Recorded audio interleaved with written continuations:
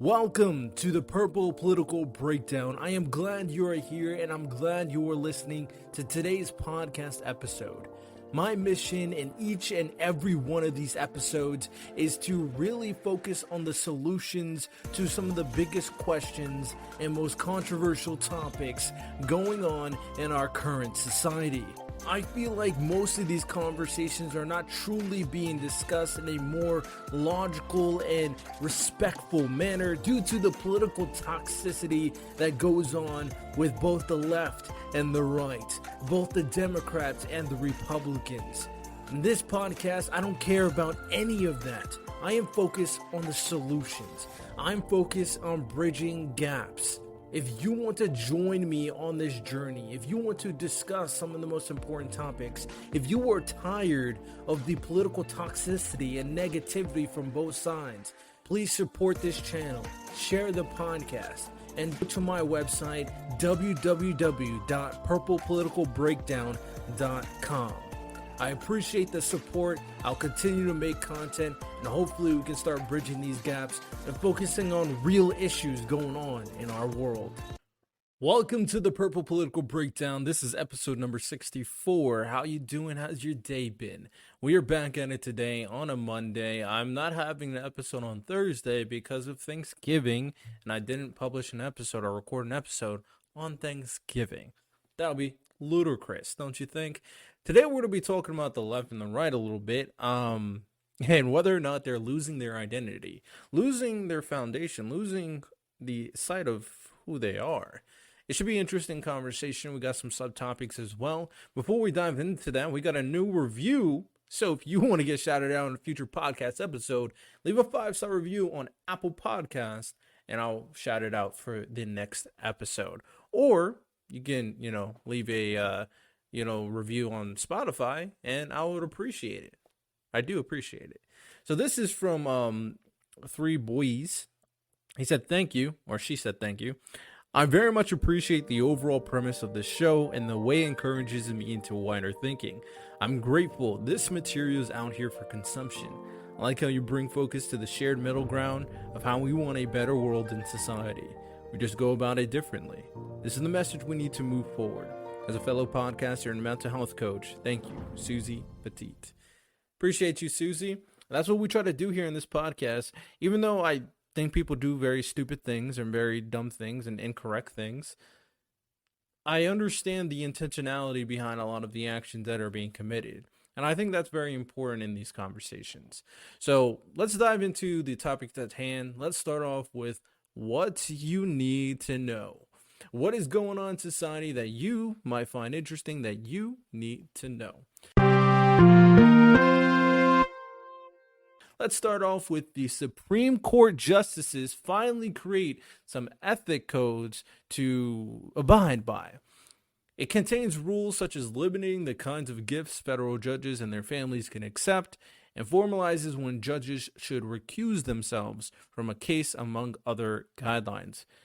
This obviously stems from the fact that there's a little bit of a controversy with one of the justices having very interesting relationship with a very rich individual, and there could be some corruption there. So obviously the Supreme Court needs to abide by certain rules to make sure that they are morally objective and morally clean, of course. Next, we got Iceland under potential threat of a volcanic eruption as tens of thousands of earthquakes happen and magma seems to be moving upwards. A lot of earthquakes, a lot of devastating earthquakes, and we know that there's a volcano under there. Will they blow? Will that change Earth? Because could it be a huge volcano and change the whole atmosphere and our climate and make us live in the dark ages?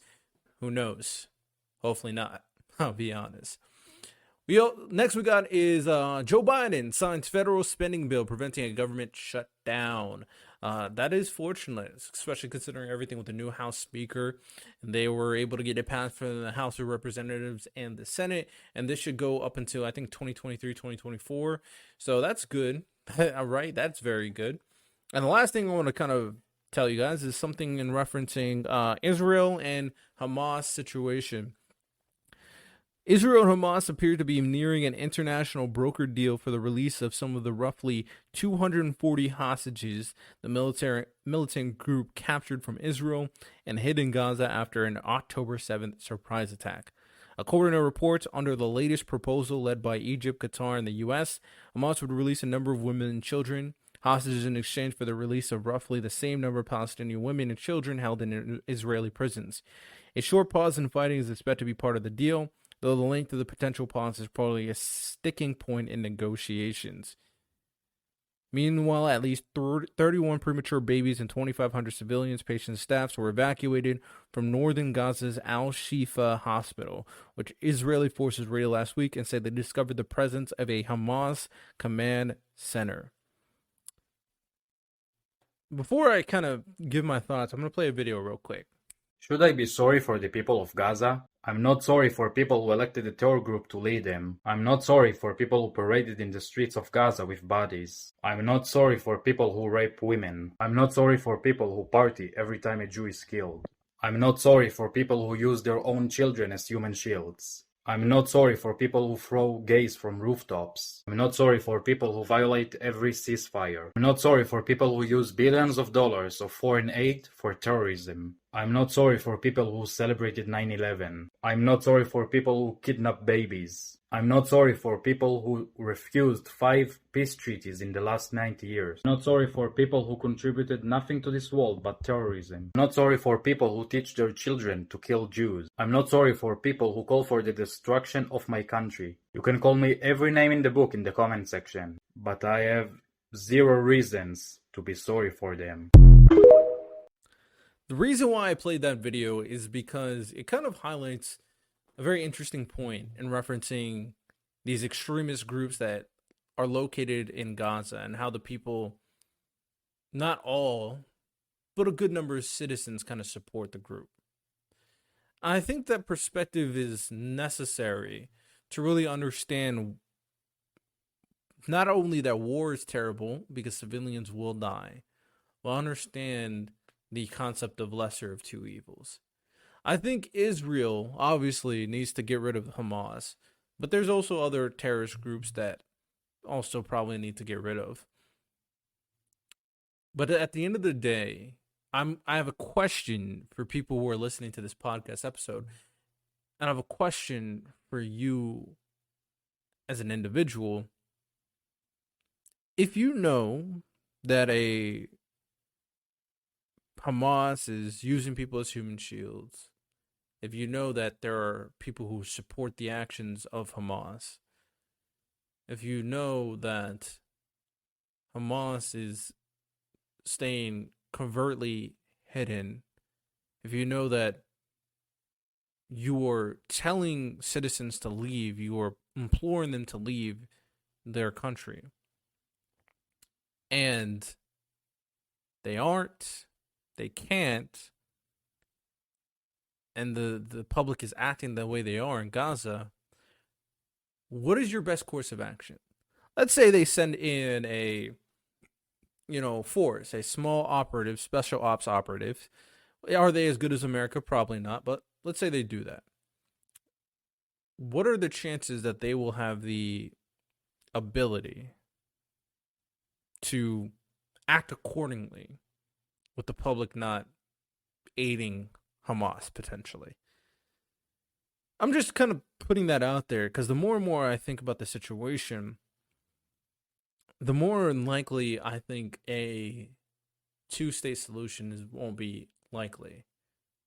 A change of system and action is for sure necessary, but this doesn't seem like a conflict that will end anytime soon. So I'm curious on some thoughts regarding that, of course.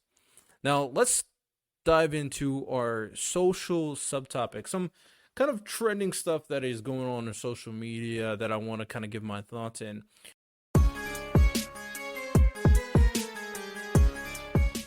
Now, one really quick thing that I'm going to bring out. No, I'm not going to bring that out. I'm going to wait for more information, even though there's allegations on certain content creator that is contacting certain underage individuals. If you know who I'm talking about, let me know, of course. But I want to talk about this new wave of people that are siding with Osama bin Laden. So let's talk about it a little bit. So Osama bin Laden apparently wrote a letter to America when he was younger.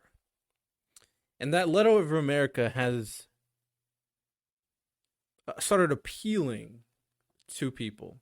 Now, this is a long letter as they talked about America. Apparently, this was obviously a younger bin Laden. And he says some very interesting things in this. I'm going to read off. Should I read off any? There's a lot of text. I don't really want to read off everything. Okay. I don't want to read off everything because there's a lot of text and regarding it. But what I do want to say regarding this situation is how the left is so ready. It's just ignorant far lefties. So ready to betray America. A known terrorist who has killed a lot of people, was responsible for 9/11 and probably so many other atrocities. All of that means nothing if they provide a perspective that goes against America. It's a very ignorant. It's definitely a very ignorant way of thinking, because they're kind of doing similar stuff when it comes to Israel and Palestine right now. What lefties do is they attach themselves to a minority to an extent. They attach themselves to the weak. Every action that the weak, that the minority, that the oppressed do is justifiable because they're the weak, the minority, and they're oppressed. Which makes sense, right? Because they've been doing this for so long. It's just things are coming to the surface to the point where it's looking like that they're starting to excuse violence. They're starting to see people less as human if you're not the oppressed. They're getting radicalized more and more.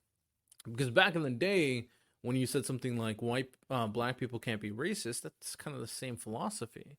The oppressed can't be this bad because they're oppressed under an oppressive society. I say time and time again that these people don't really know what it means to live in a society. They're constantly given this kind of utopia type idea of what America should be. They're giving these dreamlike societies that should exist. They're giving these very idealistic notions of how things should be in society, but in reality doesn't know how people really are. They don't really know how society is. They're ignorant. Their perspective is lacking. And that's the problem. They don't care that the terrorist groups can kill people, kill children, rape women, stuff that they're all against, of course. They don't care that Osama Bin Laden is a very rich individual. They don't care that some of the Hamas terrorists are very rich individuals. Hamas leaders are very rich individuals. They don't care that the people that they hate against, or that they're trying to support, hate their guts.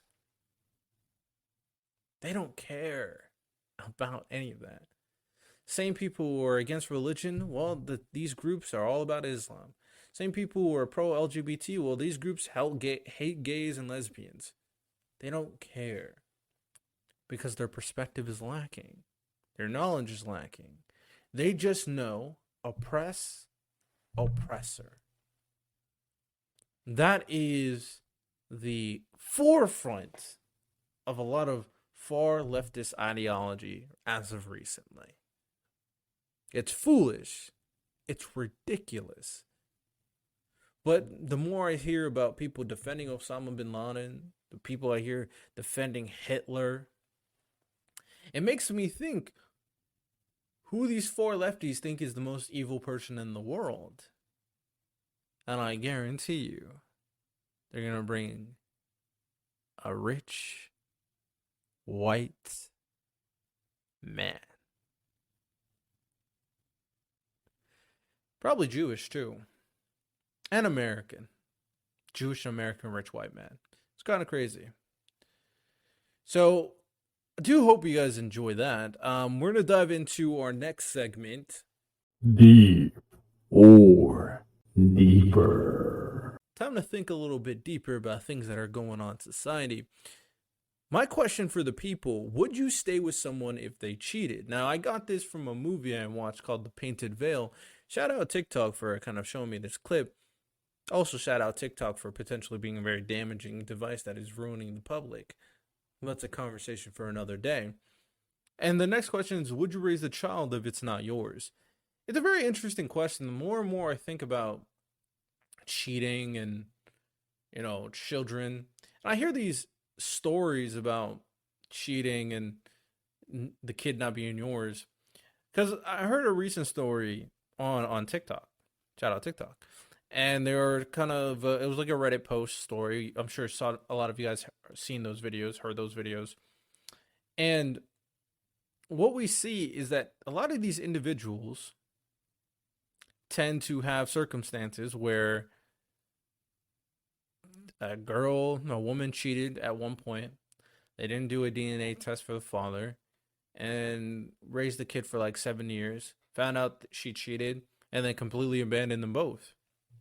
And my thing is the willingness to disassociate yourselves from the love that you have. I don't know why people are so quick to destroy themselves. Because yes, what the woman did was terrible. But the purpose, and I think maybe it's people kind of losing sight of what they really want. They want a pure relationship where we're always faithful and loyal to each other. But what you actually want, what people actually want, is that they want a family. They want their kids to grow up. And they want their kids to start their own family. This is important. It's one thing if you didn't love the woman anymore. But if she cheated, and there's a phrase, popular phrase, once a cheater, always a cheater. I personally, I'm going to answer this for myself. Depending on the type of relationship we're in, if we're in a long-term relationship and she'd have cheated one time after 4 years, but I love this woman and I want to be with this woman, I wouldn't break it off. Not at first. What I would do in that situation is I would create a test. I will see if this love is truly strong enough to get past this atrocity. I will challenge both of us. I'll test our compassion for one another. And if it becomes that she is repented for what she did, if it is revealed that I love her still, regardless of the action, I don't know the willingness to break off something that you wanted your entire life. You wanted to love. You wanted the other person to love you. Yes, the mistake happened. Yes, it was a terrible and hurtful mistake. But what do you want? What do you think? Do you think you will find the same amount of love? You're going to give up all that time? It's hard for me to say because obviously humans are very emotional creatures. And I understand the concept of breaking off with someone like that. Especially if it's just a relationship and not marriage. For marriage, I always said to myself that I'm never getting a divorce. No matter what. Because I want my kids to live in a complete household. And a stable household. A loving household. So I want to make sure the girl that I marry abides by that. Now, with that said, in the next conversation, she cheated, you loved each other, you're married and everything. She made one mistake. Obviously, you went through a trial. You see if this love is really worth it. if the love is truly there. Because a lot of the times, whether you want to recognize it or not, it's a two-part process why cheating happens. Usually. Now, it could be a situation where the woman just doesn't love you. And that's when you have to break it off. But in a two-part situation, it's usually a situation where the man is not giving her what she wants or needs, and the woman found it somewhere else. So there's always a kind of two-part, process, because a relationship is a partnership. It's usually not one person acting on their own. That's important to consider. Let's say the trial happens. You come together, you find compromise, you found out you love each other, and you want to stay with each other forever, and this will never happen again. And then you find out that she's pregnant and a child is born. Why wouldn't you raise that child? I get it, it's not yours. But the woman you love is there. We all recognize that, yes, having your own blood is important. You can always have another child. But this is your responsibility, because the woman you love will always be near you. So her child, the partnership you created with her, that means that the child is an extension of you as well. I know blood is important. But what matters to me, what matters the most, is the situation. Two loving parents who love each other is what a child needs. Not the blood, not the DNA, but two parents that love each other, and by extension, love them as well. I think that will always be the most important aspect of a family. Love. So if love is the most important part, then a mistake, then blood and DNA, I think just comes secondary. So that's how I would answer the question. If someone cheated, I'll give them another opportunity to see if the love is there. If it is, and maybe the child's not mine, I need to rethink. Is the love there? Yes, I love her. Yes, she loves me. Yes, she's upset. Do I love the child? Yes, I love the child. It's my child. Then why would I give it up for one mistake? I think that's irrational, personally. But let me know what you guys think, of course. Now let's dive into the main topic at hand. And it's about the left and the right, liberals and conservatives, Republicans and Democrats. Do you want a great website like this? This is my podcast website where I direct the audience to come to, watch the content, listen to the content, read the blogs, and much, much more. If you want to have your own customizable podcast website, then join my affiliate link in my description to sign up for something called Podpage, and they can help you customize an easy podcast website for your personal podcast. Sign up to get a discount now. Again, use the link in my description to join Podpage now. Are they losing their identity? I've come into politics at a very interesting time where we have a situation where people don't really know who they are nowadays. Initially, when you thought of the left, it was kind of like the hippie left, right? Anti-establishment. The system's out to get us. You know what I'm saying? Anti-war. You know what I'm saying? Anti-military. Anti-gun. A lot of these things. And some of these things still stay true. But a lot of the principles fell onto individuals being able to progress. Because the left is supposed to be the revolutionaries. They're supposed to be wanting the society to continue to evolve and society to create more opportunities for the people, allow more people with to kind of abide by their individualized freedom. Whereas the right were like the conservatives. They were those individuals that were a little bit more stagnant in terms of the process.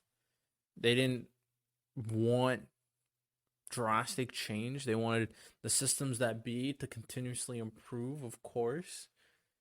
They were pro-military, pro-government, all that stuff. But nowadays, when I'm looking at it, I'm trying to figure out what is the left and what is the right. When I'm thinking about it, obviously there's some nuanced individuals, but the left and the right labels usually to me are LGBTQ and Trump supporters. That's what I think about nowadays. Because I was watching a video and they were talking about how there's certain tribal signifiers that can kind of identify what type of individual that you're speaking to. And it's very easy to identify someone from the LGBTQ, i.e. the left. And it's also very easy to identify someone that is a Trump supporter, i.e. the right. But what has happened? Well, we got a situation where the left was like, all these they didn't hate America, but they were dissatisfied a lot of the things that, these evil situations were doing. But nowadays they are seemingly okay with very unique situations. They have mass shooters that are just killing white people, and it's okay. They are okay with violent protests that are going on in America.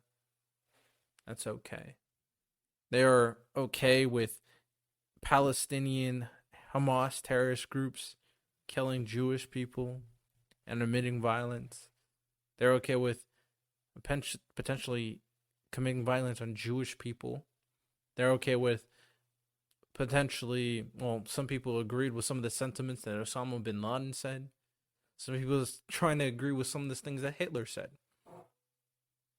So they went to a very interesting direction where they're okay with violence against, as long as it's to a very specific group of people.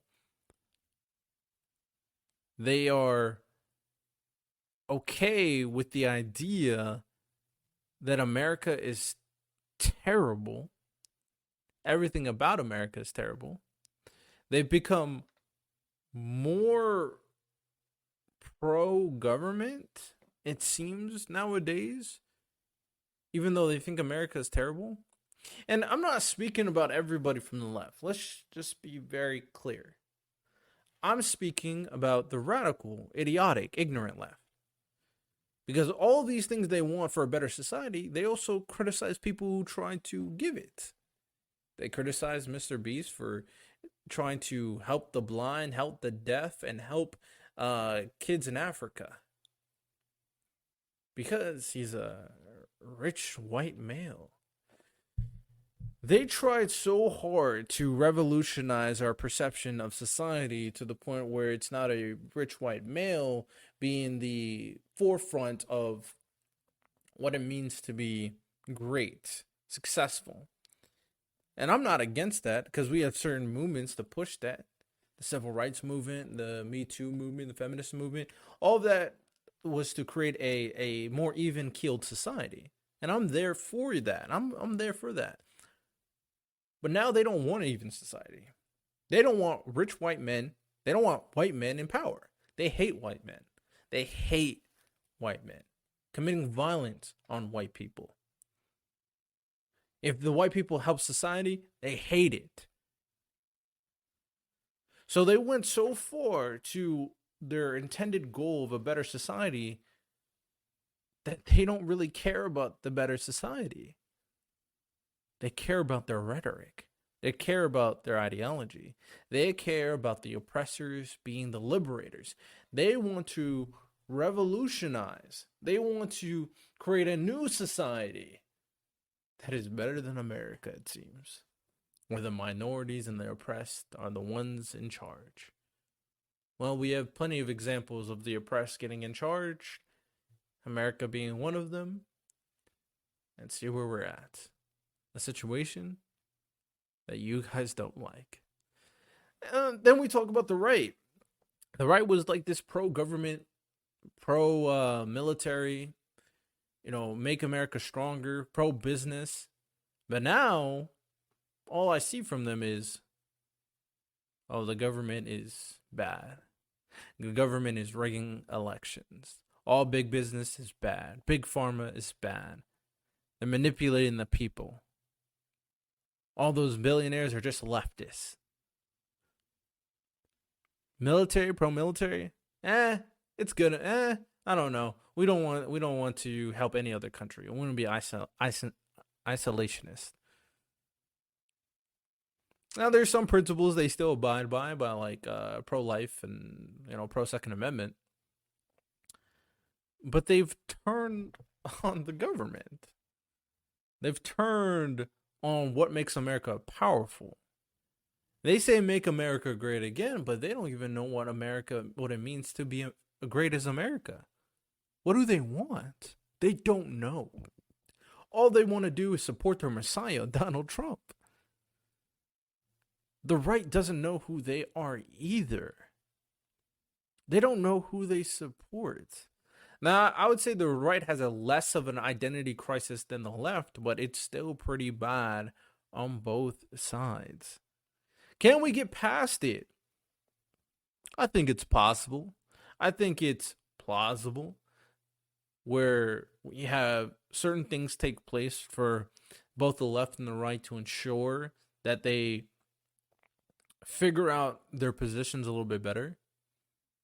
Because we understand the concept of someone pushing back and someone trying to progress society. It's needed. We need the proper nuance from both sides. But that's not what both sides are right now. They don't know who they are.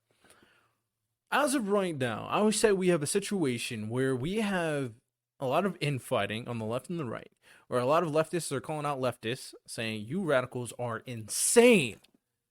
We have a lot of people on the right that's calling out people on the right saying, you guys are insane. And I think that, what do you call it? Not responsibility. It's not integrity. It's accountability that the left and the right are trying to abide by can play dividends. There are certain things that we can put in place, like star voting, that can help put in better politicians, better representatives into office. But if we don't get past the idea that on both the radicals on both sides who want violence, who think the other side is evil, who hate the other side, but also think that the government, the people in power are terrible. If the left hate the rich white people who are in power, and the right thinks that the entire government and media are in power, that all of it is corrupt, American society is going to fall. It's going to destroy itself. Does the government do things that is borderline evil? Does the government do things that are morally reprehensible? I feel like that is a very fair thing to say. I'm not going to discount it whatsoever. There is a little bit of nuance behind the circumstances and the situations when it comes down to it, because we do need to understand that running a country, running a society, running people can never be completely morally good. Do we understand that solutions put in place to help people are always going to have a flaw that we can't account for? Of course. Do we understand that leaders have certain agendas they want to abide by, but there are certain leaders that are only in it for the status and the money? Of course. Do we understand that the media has a responsibility by giving the news that is represented by the people and what they want, but also that there's a certain section of the media that gives out news purely so it can sell? Of course. Do we understand that there are business owners that do want to have a better society and running a business model that properly adheres to the consumers, which is why it is what it is, but there are also certain billionaires and millionaires that are doing things to potentially corrupt the system and put the system in their favor to keep themselves wealthy? Of course. Are there issues? Of course. Are there problems? Are there flaws? Of course. Are there good things? Is America the best nation in the world? Is our government the greatest society that's ever been created in human history? Is our government the greatest empire that have ever existed in human history? Do we have the strongest military, best economy, best culture? Of course. At the end of the day, what is wrong with what is going on? People are finding their information, they're finding their bubbles in very selective areas where they're putting themselves in echo chambers and getting reinforced in ideologies that are confirming a certain level of bias. We have content creators that are irresponsible on the rhetoric that they're trying to push to the people and not taking responsibility in terms of how they are affecting their psyche and their perception. We have education systems that are currently flawed, that are not trying to teach people to think, but teach them to be workers, and students are becoming less and less interested in the systems to be in the institution that is public education. We have situations where people are so quick to hate each other due to ideological differences because of how they've grown up, because it's constantly getting reinforced in their face, whether they are in person or whether they are on technology. The ideologies are being echoed constantly through both of their ears, and it's going back and forth and vibrating to end in their head, affecting their brain. We have problems that is going on that is the cause of this current radicalization. And one thing that I've said in a lot of the situations, whether it's trying to end the cycle of hatred with forgiveness, whether it's trying to have these nuanced conversations by understanding the perceptions that the other individuals also have good intentions in American society, and that individually, ultimately, they are a good person that wants the betterment of people. There needs to be an understanding that perception, perspective, experience is the key, and these conversations are the key to have proper understanding, to reach the compromises we want to come to. I've talked to so many people on this podcast, and I'll talk to so many more. I am not interested in adhering to people's egos. I'm not interested in pushing a movement based off an ideological principle. I'm interested in solutions. I'm interested in progression. There are so many things that we have to constantly be doing to improve society. Society is better than it's ever been. But society is also divided more than it's ever been because of the progression. We're divided because, let's be honest, the world that we try to close in terms of social media has affected the people in a way that we didn't expect. We thought that we can create a larger community. But what social media has provided, and it's getting kinked, I think it needs to continuously get kinked so we don't have these situations where people can create these circles of echo chambers and people can understand the nuances of these things going around the world with proper context. Right now, we don't have that. People are learning things about Israel and Palestine and Ukraine and Russia. They don't know what actually is going on. People are getting influenced by the algorithm and being regurgitated certain things that constantly reinforce their confirmation bias. And that is going on social media. That is going on with the youth. That is going on with individuals that use technology too much. We need to understand this. We'll continuously progress. But the left and the right don't know who they are. They just know certain things that they have to say. Think once or twice. If you're on the left and the right, think a little bit before you speak and really try to understand, what do I want out of society? If I'm a Trump supporter, what do I want out of America? What does it mean for America to be great? If I'm an LGBTQ, big time progressive liberal, what do I want from a better society? Think about it a little bit more. Think about it deeply. and maybe you'll come to an interesting conclusion. I do hope you guys enjoyed this podcast episode. Obviously, it's a shorter episode. I do hope you guys enjoy yourselves. Visit the website, www.purplepoliticalbreakdown.com, to get all the content. Rate it 5 stars if you enjoyed. Have a good one. Take care, and peace. Well, check it out, y'all. We got what you need. We're all living in apartments, condos, vans.